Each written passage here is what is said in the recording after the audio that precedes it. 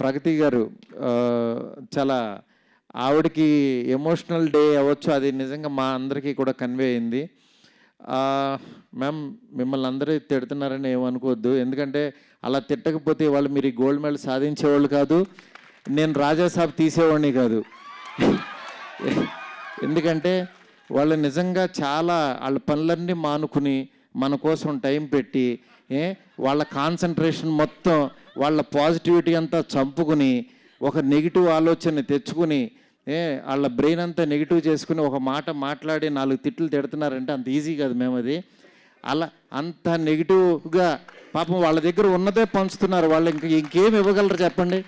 వాళ్ళ దగ్గర ఏముంటుంది? 4 బూతు మాటలు చక్కగా 4 ఏదో ఒకటి తిట్టగలరు, అవే పంచుతున్నారు. వాళ్ళ దగ్గర ఉన్నదే ఇస్తున్నారు. నేను అనుకుంటా ఈ చూసిన కామెంట్ అలా, ఒరే నీ దగ్గర ఉన్నది ఇదేనా, ఇంకేమీ లేదా అనుకుంటా.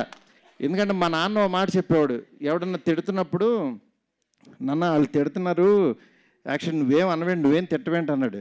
ఒరే ఆడి దగ్గర ఉంది అదే రా, ఆడి దగ్గర ఉంది ఇస్తున్నాడు, మన దగ్గర లేదు కదా, అది ఎందుకు దాని గురించి అనుకుంటాం అనేవాడు.